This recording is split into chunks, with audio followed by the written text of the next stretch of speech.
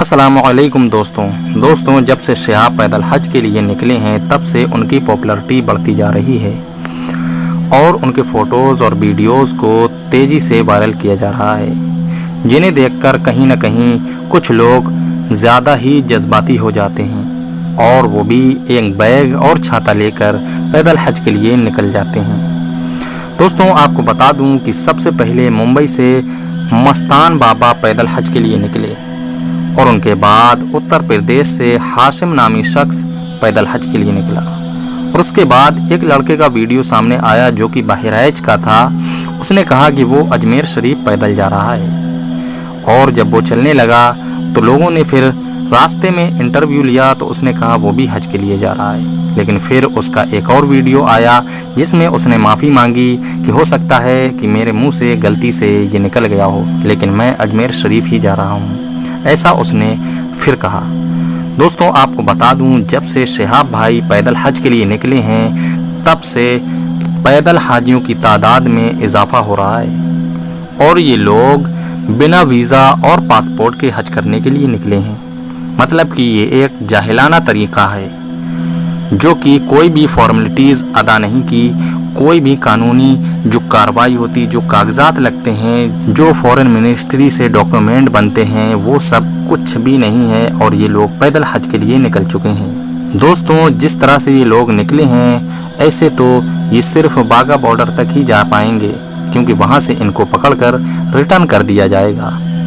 क्योंकि आज से 3-4 महीने पहले एक साहब हैदराबाद से साइकिल पर हज के लिए निकले थे, जिनके पास वीज़ा नहीं था तो उनको पकड़कर वापस कर दिया गया और वही काम ये लोग दोहरा रहे हैं। दोस्तों शहाब भाई ने तकरीबन 10 साल मेहनत की, यानी कि 8 से 10 साल बताया जा रहा है ये मेहनत की। वो 4-5 साल सऊदी अरबिया में भी रहे, वहाँ से उन्होंने रूट मैप की जानकारी ली और उसके बाद सारे जो कागजी काम होते हैं वो कंप्लीट किए और उसके बाद इंडिया आकर जो यहाँ के जो भी फॉर्मेलिटीज़ थी वो सारी कंप्लीट की। तकरीबन 10 से 11 महीने उन्होंने फॉरेन मिनिस्ट्री के चक्कर लगाए। उसके बाद ही जब उनको सारी परमिशन अलाउ की गई तब वो पैदल हज के लिए निकले।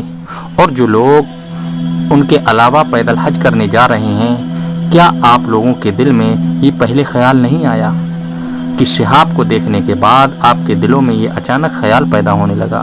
मानता हूँ शहाब भाई को देखकर आपके भी जज्बात बढ़ गए, लेकिन दोस्तों क्या इस तरह से आप लोग हज कर पाएंगे?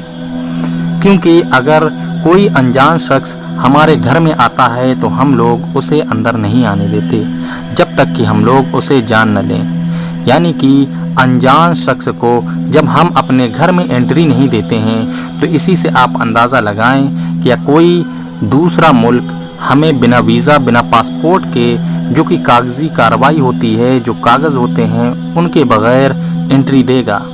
तो इसका सीधा जवाब है नहीं। तो दोस्तों इस तरह से जाहिलाना हरकत करना बंद कर दें और बिना वीज़ा पासपोर्ट के हज के लिए ना निकलें। अगर आप फेमस होने के चक्कर में ये सब कर रहे हैं तो ये सिर्फ आप लोग एक मजाक बना रहे हैं। ये जाहिलाना हरकत आप लोग ना करें। अफसोस तो तब हुआ कि जब पब्लिक भी इनका सपोर्ट कर रही है बजाय इनको समझाने के। दोस्तों अगर आपके आसपास से कोई ऐसा शख्स पैदल हज के लिए निकल रहा है तो आप लोग उन्हें समझाएं कि इस तरह से आप लोग हज को नहीं जा सकते। बिना पासपोर्ट बिना वीज़ा के आप लोग नहीं जा सकते। क्या बिना तेल के कोई मोटरसाइकिल आप चला सकते हैं? इसी तरह बिना वीज़ा के आप नहीं जा सकते। हमें भले ही रूट पता हो, मैप पता हो, लेकिन जब तक हमारी गाड़ी में तेल नहीं होगा हम अपनी मंजिल तक नहीं पहुंच सकते। कुछ इसी तरह जब तक कि आपके पास वीज़ा पासपोर्ट और सारे डॉक्यूमेंट्स नहीं होंगे जो कि इस सफ़र में ज़रूरी हैं तो आप लोग ये सफ़र नहीं कर सकते। आप लोगों को बॉर्डर से वापस कर दिया जाएगा। दोस्तों इसे आगे भी शेयर करें। और शहाब भाई की बात है तो उन्होंने बहुत मेहनत की है और उसके बाद ही वो इस सफ़र के लिए निकले हैं, लेकिन हम लोग जाहिलाना हरकत करने वालों को समझा सकते हैं बजाय उनका सपोर्ट करने के। बड़ा ताज्जुब होता है कि जब कोई जाहिलाना हरकत करता है और लोग उसके सपोर्ट में निकल जाते हैं। جبکہ اسباب موجود ہیں، یعنی کہ جو کاغذات ہیں وہ کمپلیٹ کریں، اس کے بعد ہی آپ پیدل حج کے لیے نکلیں یا کسی بھی طرح حج کرنے جائیں۔ پہلے تو اپنے کاغذی کام جو ہوتے ہیں، جو آپ کے کاغذات ہوتے ہیں انہیں کمپلیٹ کرنا ہوتا ہے۔